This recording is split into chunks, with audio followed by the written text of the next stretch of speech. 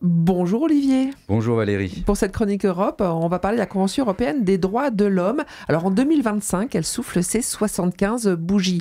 75 ans de protection des libertés et des droits fondamentaux à travers l'Europe.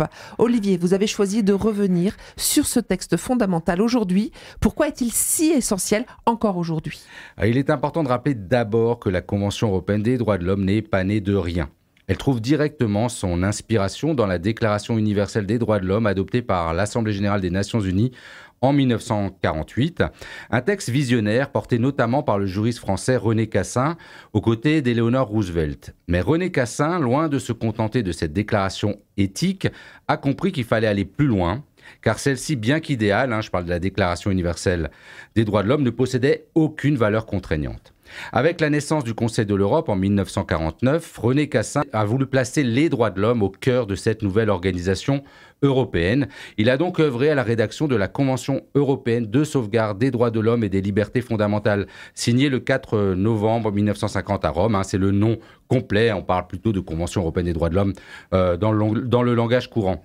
Un texte qui reprend les principes énoncés donc dans la Déclaration universelle, mais qui va plus loin, en créant des obligations juridiques pour les États et en instaurant un mécanisme unique, la Cour européenne des droits de l'homme, pour en garantir l'application.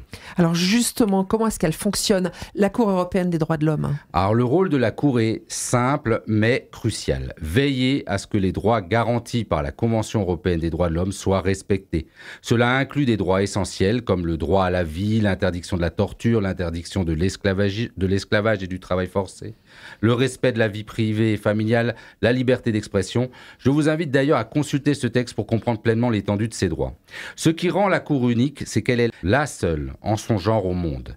Elle permet à tout individu des 46 États membres du Conseil de l'Europe de la saisir s'il estime que ses droits ont été violés par un des États signataires à la Convention.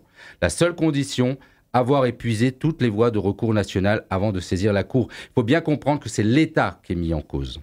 Concrètement, quelles sont ces grandes réalisations ? Alors depuis sa création en 1959, on ne l'appelait pas comme ça, mais la Cour européenne des droits de l'homme a rendu plus de 25 000 arrêts. La majorité concerne des violations du droit à un procès équitable, garanti par l'article 6 de la Convention. Mais la Cour s'est aussi prononcée sur des sujets complexes et actuels, le port des signes religieux à l'école, le droit des journalistes, l'adoption par des couples homosexuels ou encore la lutte contre le changement climatique. C'est ainsi qu'en avril 2024, la Cour a condamné la Suisse pour ne pas avoir suffisamment protégé ses citoyens des effets du dérèglement climatique. Cet arrêt illustre l'importance de la jurisprudence de la Cour et la prise en compte des droits environnementaux aussi comme des droits humains. Et à une autre échelle, est-ce que la France a été influencée par les décisions de la CEDH ? Oui, la Cour européenne des droits de l'homme a eu un impact direct en France.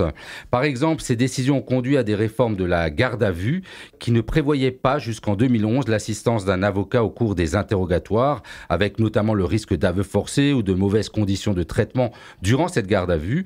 La Cour a aussi eu un rôle important sur des questions de conditions des détenus et de l'amélioration de leurs conditions de détention. Elle joue donc un rôle crucial dans l'évolution de nos lois et de nos pratiques. Et quelles sont les difficultés que la Cour rencontre aujourd'hui ? Ah oui, la Cour a fait face à des défis. Elle est victime de son succès avec des milliers de requêtes chaque année. Les délais de traitement peuvent être longs. Et l'exécution de ces décisions dépend aussi de la bonne volonté des États. Et certains peuvent rechigner à appliquer des décisions qui leur déplaisent. C'était le cas notamment de la Russie avant son expulsion du Conseil de l'Europe. On se souvient qu'elle avait été condamnée notamment sur des affaires qui mettaient en cause Alexeï Navalny. Il demeure que la CEDH reste un acteur essentiel de la protection des droits humains en Europe. Jean-Paul Costin, l'ancien président français de la Cour, la qualifiait de miracle permanent. Un miracle qui rappelle que les droits fondamentaux ne sont jamais acquis définitivement et qu'ils doivent être défendus et renforcés jour après jour. Merci Olivier pour cette chronique Europe.